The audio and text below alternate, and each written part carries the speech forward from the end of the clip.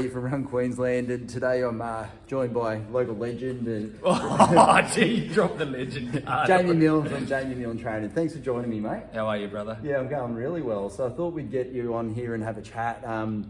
We've got a bit of a series of people that are doing Blackall and have been involved with the event, and you're one of those, and you bring a lot of people to the event through the gym here. So, well, firstly, thank you for that. We really appreciate it. And I know that you've got a few things coming up, but do you want to just share a little bit about the gym here, where we are today, Jamie Milne Training, how it started? Yep. How you get into the running? Because I know you've done some epic challenges. A lot of people probably don't know all this sort of stuff, but I think they're really cool to talk about. So you want to just sort of share about how you started this gym here? Yeah, awesome. Firstly, thank you for the little shout out. I really appreciate it. And just with that too, it's made quite easy. Brett, you know, I'm a huge fan of you guys. I've got the pom-poms, the glitter and all the rest for you guys. You do such an amazing job with your events, Brett, you and your team, Megan. So it's easy. The guys here, we slot in. It's our jam, you know, birds of a feather and all that good stuff. Yeah. Look, the story of the gym here, I remember I was working in the Middle East for a while, over in Kuwait, and I kind of felt like I was running out of time and I was running out of money in the fitness industry. You know, nobody wants a 50-year-old personal trainer. Well, that was how I felt in my mind. I was still thought I was mid-20s and stuff, and so I felt like I was on borrowed time. And I thought to myself, I was getting towards that last roll of the dice, and I kind of thought, if I wanted to live somewhere in the world and set up a business, and this was, you know, if I could do it without failing, without circumstance, without worrying about money, and if this was my one shot, where would I go? And I thought that the most beautiful place on this planet is the Sunshine Coast, and this is where I wanted to go, and this is where I wanted to call home. So end of 2014, I came here with that intention to give it a go, have a sloppy first copy, and give it a nudge. It didn't need to be perfect, mate. I just knew, I was just drawn here. Yeah. Like, this is the place. And so coming here, we opened up, and running was an integral part. Like, I did my first 10K at 8 years of age with my grandfather back home in Rotorua, New Zealand. So running was in my veins. Never been a great runner by any means, just loved it. Found that was my thing. And I suppose I bought that infectious enthusiasm for the trails and for running with me. Started humbly and subtly, just turned up at Flaxton and just thought, let's start a little, like a $5 run club here just at Condalilla. We'll meet at the car park and we'll go for a trot. Yeah. And that was literally the beginning. And that handful of people, there'd be like a dozen people that came along for a trot back in 2015, soon became the fundamental starting members of this joint. Wow. So here we are 7 years later. Wow, pretty cool how it starts like that, isn't it? Like, just that idea and following through. I was watching a movie the other night, and I do remember this saying, what Wayne Gretzky said, you miss 100% of the shots you never take. Oh, so true. And I was like, because I really liked him, and he's about the only ice hockey player I know, ever. Yeah. And I thought, you know, what a legend. And to say that, I'm thinking, it is that, to have that courage to do that. And I think that ultra running represents that, because there's a lot of fear in that, to go out on the trail and put your body through, you know, potentially a lot of stress. Yeah. And mentally, you know, it's amazing. So that's really cool. Thanks for sharing that. That's all right, mate. The other thing you mentioned was you started running at 8. Now, you do, I'm going to probably pronounce it wrong, Wairua Spirit. Yeah, that's pretty good. Spot on. Yeah. Probably didn't roll. I need to roll my tongue a bit. Wairua Spirit. Oh, there we go. That was really good. Yeah, that was really good. Kiwi. I was lucky enough. Why you're so good looking. I knew that. I was lucky enough to purchase tickets and go and watch your first showing of this epic, I guess, thing you created out of nothing again. And it showed you running the Hurt 100, which is a 100-mile race in Hawaii. I know it well. I've never done it, but I got to watch your experience of that, and you got to film it and share that. Do you want to talk a little bit at the Wairua Spirit, which will lead us into Blackall100 What's this next? year. Yeah, awesome. What Wairua in little roll of the R. I never roll it that well, but Caesar Wairua. So Wairua in Maori. I'm a New Zealand Maori. Mum's Maori, dad's Scottish. Interesting mix, but that's a conversation for another day. Yeah. Wairua means like spirit. It's everything and anything basically. And as you know, and I'm sure your listeners and audience know, the ultra game is, I used to think a lot of it was psychological, like a majority. I'm now sort of the opinion, when you give it a nudge, it's everything. It's physically awful, it's psychologically challenging.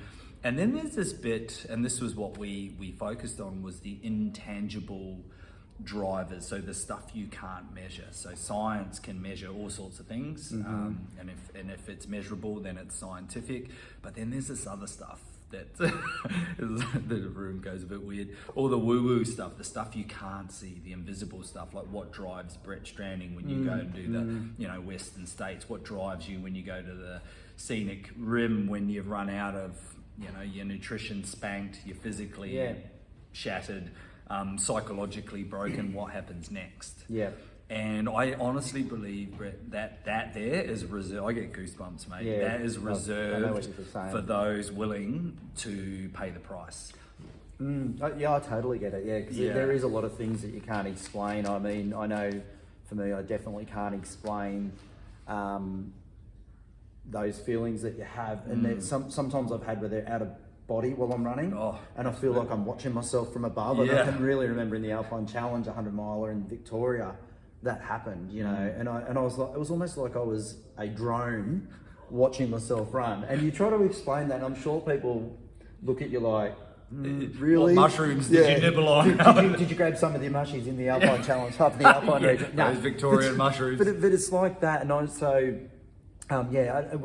really enjoyed that. And actually, why don't we give it a shout, because you can still watch it, can't you? You can. So it's on Vimeo, but if you go to the website, Wairua Spirit, or if you chuck my name in and then Wairua, it should come up in the old googly bits. So we'll jump through into this year, because I know you had to put a lot of it on hold with all the bloody stuff. The stuff over the last 3 years. I can't even mention it without breaking down crying. No. Let's go, mate. No, so I'll have a look, and I've seen some of this on Facebook. He's going to try to break 4 world records this year. I'm like, this guy never lets up. He doesn't do it by halves. He forgets his date of birth, I'll tell you that much. Same here. So in January, I think it was, you went for the burpee world record. Yeah. So talk that one through. Talk that quickly. Don't take 24 hours. No. So we know what you did. Yeah. So jumped in the air, pushed up, back, push up, jump. 8 hours at ARB Maroochydore. And mate, I just got an email. I was gutted. Nobody had set the record, so it was basically vacant. So I was really? like, I'm gonna have a crack. But they set a standard. Yeah. It was 3,500 reps or something like that in the 8 hours, and we missed out by, I physically missed out and flopped this one by a couple of hundred. Gutted. Got the email today. Nah. And it was a really nice email. They said, I know you're going to be gutted about this one, but we can't give it to you because this is the benchmark. You missed the benchmark. So I was like, oh. Okay. But the main intention was awareness for Dementia Australia. It was about raising money, raising awareness. So we did a really good job of that. So I'm okay. So we'll go to that after. I reckon. Number 2, that was maybe a month ago or so. Was it 6 weeks ago? Yeah. That was 24 hours of chin-ups. What they call proper chin-ups or something? Yeah, I can't strict. Although chin-ups. that's debatable. Some of mine were a bit... Yeah, I had a look at a few. I thought, I don't know, that chin's definitely gone over. Oh, you're hard, mate. I'm only taking a piss. No, they so you had to do as many chin-ups as you could in 24 hours. I thought, that'd be fun. I'd be about 30 seconds in and that'd be me done. I do them and I nearly cry when I do them. Yeah. So that one, I think you ended up with that, was it over 4,000, I think? Yeah. What were you chasing? Oh, I was chasing just over 7,000. So Kane Eckstein, the amazing superhuman on the Goldie there, the Iron Man. So he holds. Oh no, sorry. So it was broken recently by a American guy, an ex-Army Ranger, which is their version of our SAS. Yeah, that's like a Goggins. Yeah, well, I managed to beat Goggins' record, so he's had a crack at it. So I know that you were probably, I think you're now in the top 5. Is that right? Yeah, it would be close. Yeah, I kind of did read that. Okay, now we're coming up to our race, and this is where I thought was really interesting. I've got to get this one, Brett. I've got to get this one. Yeah, I keep laughing at this one. I'm like, I try to drop as much weight as I can before I run an ultra. So Jamie's coming to break the world record for the 100k on trail. Does it have to be on trail? Yeah. 100k on trail, carrying a 20 kg pack. You're still going to carry the mandatory gear, mate. Don't think you're getting out of that. Have you got that lightweight stuff? You got that microfiber mandatory gear? What I'm interested about, how do you train to do this? Because I mean, I can see with all the other ones what you would do. I guess you're technically going to build your strength up. Yeah. But you kind of want to be. For me, I'd be trying to lose weight to go, not lose it, but be trimmed up, I guess. I'd be eating properly. But you also need to carry 20 kg for 100k. And you've done our 100k before. Yes, I have. How long did that take? In all fairness, I did it with a client and a very good friend. So not a fair representation of, I suppose, my personal ability. Yeah. But we were under 15 hours, so we were 14 something. Yeah. I don't think I would have done much better than that, mate, if at all. So yeah, that was So if you're looking at that though, now you're going to throw 20 kg on. Are you training specifically for it? Because we're only like 2.5 months out now. Yeah, not very far away. So yeah, what a great question. Yeah, I am, Brett. So a couple of things. What are we now? 6 years ago, I went to go back into the military. So I still had the gym, and a very short of a long story. I threw my hat in the ring to go into the Special Air Service. So I was in the Navy many, like a lifetime ago. And I always had a dream of going into the SAS. And they allowed for a period what was called a direct entry. So if you throw your hat in the ring, you've got some military experience. If you cut the mustard, you cut the mustard. Yeah. And as it turned out, as a man in my late 30s, after a few tests and a few psychological assessments, I cut the mustard. So what I did was, over an 18-month period, was I was going backwards and forwards to New Zealand through their selection process. But through that process, I was provided a training program that was written up by the Special Forces or the elite top tier military guys, and a lot of that was pack work, because they are incredible. They are the elite of the military. So that program that I followed over that 18 months, which I'll be honest with you, put me in the best shape of my life. It was an 11-week block. Yeah. So I'm on that. So I'm in week 2 now. So it's pretty demoralising, I'll be honest with you. It's quite tough. Actually, it's more than quite tough. It's really challenging. Yeah. And I think it's the greatest challenge with the weight is time, because as we know in the ultra world, one of the greatest challenges we face, or adversity we face, is our own mind. You've got way too much time. It's not a 400-meter sprint. It's not a boxing fight that's over in a few seconds. It's not a CrossFit workout that's 15 minutes. It's 10, or not 10, but it's 15 hours, 20 hours. Maybe a couple of people 10. Yeah, and if you're Risha, it's over in 7.5 hours or something crazy like that. But for the rest of us mere mortals, I've got all that time in your head. So then if you've got that internal dialogue and that conflict that goes on in our minds, then you chuck the weight on your back as well. That just grabs the dial and cranks it. Yeah. So tenacious resolve, undoubtable belief, these are the words that I throw around a lot. Tenacity, psychological tenacity. So yeah, I think with those runs though too, now I've got a rough idea what I think it could take, and I usually add a few hours on and say I'm going to be out there for that long and treat it like that. So I've kind of got this pace sort of caper on the go. Can I do this for 15 hours? Can I do it for 20 hours? Will you run? Yeah, so I've been playing around a little bit. Bearing in mind, I'm only 2 weeks in. That's nothing unusual for Jamie to play around, by the way. That's right, and I've been doing some running as well. And so with the packs, I'm running around with just shy of 30 kilos on my back at the moment. You might see, if you're watching this and I've never met you before, you'll see some idiot running around the hinterland with a pack on. It looks like he's lost his way somewhere. So you've got be 30 me. so you're Just shy of that. So you overdo the weight? Yeah. So when you get into the event, it's obviously feels lighter. Yeah, for a bit. So I've been doing the whole wogging thing. That's not a racial slur, by the way. What is that? Walking and jogging. So I walk for 2 minutes and then I run 3 to 4 minutes.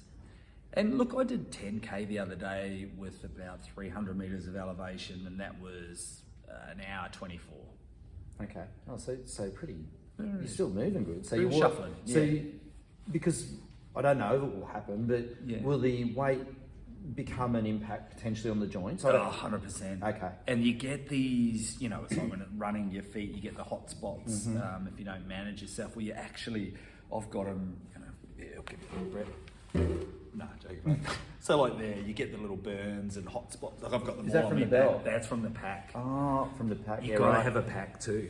Yeah, so it's not some people say, we need to do a weighted vest, but no, it's got to be a pack. Oh, isn't this to meet the Guinness standards, and I've got to go under 20 hours as well. Well, you'll be able to get a Western States qualifier if you can do it. And I'll take the pack with me, just for good measure. Oh, yeah, okay. So there's a lot in it, really. There's a lot of guidelines to follow. Huge. Yeah, got to be. Will Guinness be there? Does someone from Guinness come to it? There will be official, so we can actually pay for Guinness people to come, or we can get volunteers that will be, I would imagine, at particular aid stations. So when I come in, there'll be a weighing of the pack, make sure I haven't done anything shifty, which will be tempting, for sure. And then there'll be clocking times and keeping that all updated. So there will be, distinct guidelines that I have to follow. So being an official event, was one. Initially, they said like on a flat, like do it on a track or something like that, but with a bit of correspondence and that. And mate, as I've said, I love your event and I want to be part of it. I want to be right in there with the culture and community. Be at one with the land, mate, and come and hang out with all you good people. It's going to be different because we haven't had anything like this at the event. We have, some interesting stories and that. But when you told me this, I was like, "This is classic. This is so you." And then we're okay. So then, but you're also going to film this as part of.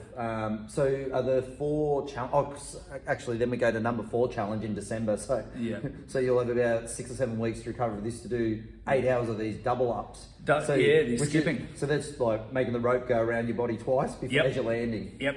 How many of them you got to do? Well, same thing. So the record is vacant, but they have a set standard of. Well, I'm not sure yet. So I'm not. I don't know the number. I'm not running up to see if I can do them. I'd do about 8. I think you should. One per hour. I think you should. It'd be good if I could get one in. Nice little collaboration. Yeah. So that will be the year. So to be absolutely frank, so I've dropped the ball. And this seems to be the narrative of my life. I've failed more times than I've succeeded, which I'm actually cool with. I like to normalise failure, have a crack. Don't be afraid to have a crack. So I'm definitely not afraid to have a crack. However, I would like to get a couple over the line. So I'm going to work real hard at the Blackall. I would really love to get under this 20 hours. It's a funny term, failure. Yeah. I'm not sure I like it anymore, It feels like it's something that would deter people from doing things. I don't know what the other word would be. I think it's a perceptual thing. I think it's what you think about it, what others think about it. Of course. But it's and again, whilst I say that a bit tongue in cheek, in the background I'm thinking, my honestly, I'm 43. The days of getting a medal around my neck and standing on a podium, I've done that a handful of times for different things. It really doesn't interest me. Being in the arena and throwing my hat in the ring and having a crack for something bigger than me, which is, I think it sends a nice message to people, like, don't be afraid to have a crack. Who cares? And that's right. And I think a lot of failure, I think, is about, for me, is about, that term is about what are people going to think. Yeah. Oh, that used to drive me. I was very concerned about that for a long time. Yeah.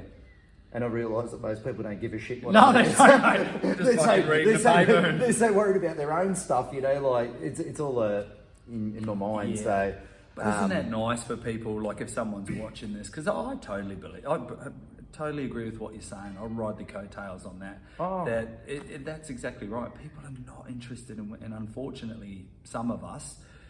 And I used to get caught up on the opinions of others, and really, I think with a little bit of wisdom, a little bit of maturity, we take that with a grain of salt. I view it very differently now. Oh, couldn't give a rat's ass. I mean, I would recommend to anyone if they feeling excited to come to the Blackall between about 4 a.m. and 6 a.m. in the morning on the Sunday morning and watch people that have, you know, probably not trained as much as they could, but they've come with this idea they're going to finish this 100K, and we get to witness it, and it's pretty spectacular. I mean, it's amazing watching everyone finish, but there's something really special watching the sun come up for the next morning, and seeing people do that sort of stuff. So no, they've been out there and they've given it their all, and they've finished what they set out to start. Yeah, I've seen it many times, Brett. I don't think there's been a Blackall I haven't seen the sun come up. I'm not by the finish line the whole time like you, mate, but probably kipping in the car then come back for somebody. But it's amazing. It's a magic experience, mate. Yeah, what you have created. you have a lot of crew that go there with they'll have I shouldn't say reindeer. I was going to say, it sounds too cute. The stag horns. The baby deer. Stag horns. The Bambi. Yeah. Mate, we've got like massive, like huge crew this year. A lot of it sort of repeat offenders, but mate, that's a testament to what you guys do. Yeah, it's a nice community of people. It's a lovely weekend. I know I don't get to speak to everyone, but you know, you get a lot of people that come back, and it's I'd almost say like a family vibe. It's 100%. Pretty stunning. So yeah, and I love the way, you know, you acknowledge, you know, being an Indigenous Kiwi myself. I love how how everything is integrated. You know, the way that you guys respect the land, the people, and all of us is just magnificent, mate. Honestly, that's so good. The culture's amazing. So, so you obviously, well, this will be the second film then of Wairua Spirit. Yeah, so they've got so they got little snippets and basically piecing it all together in a bit of a mashup. And will it be like you'll do it again? You showed it at Caloundra Cinemas. Yeah. Will that sort of happen again, do you think? Or? Yeah, well, that's the plan. We wanted to keep this documentary, this kind of artifact going for 10 years. So we lined up, Blackall100 and a number of other events around the world. Handpicked. Still the plan? Yeah. To do the 10? Yeah. So, and as you know, with that crazy period over the last 3 years, we had to pivot and swerve and bob and weave and come up with all sorts of wild and wonderful ideas. But it's really nice to be able to do one here at home. Oh, it's going to be amazing. And it's the best one. Mate, well, when you get across the line, I shouldn't say if. Yeah. When you get across the line with this bloody pack, I can't wait for that moment. That's going to be a hell of a bell ringing. Mate, if it wasn't me mate's pack that I'm borrowing, we'd chuck it on a fire, mate, when we're done. We should have some sort of ceremony. I don't know what we could do. Maybe walk around with stomping or something. Some sagey, smudgy stick all over it. Yeah. Mate, I can't wait. I really can't wait. Yeah, I'm looking forward to it. It's that sick little... You know, it's one of those things that it's painful and it's a challenge, but I think the degree of pleasure and opportunity and accomplishment just is equal to the pain. Pain, I've got no doubt will hurt in some special places. I'm pretty sure that's going to be right. But I think, mate, to cross that line on home turf, on the home event, if I kept going, I reckon you could have me in tears. I reckon. Yeah, it's going to be amazing. Yeah, I can't wait, mate. Yeah. Well, good luck with the training, mate. Thank you, brother. Can't wait to see you there. See you, my man. Thanks, Brett. Thanks, mate.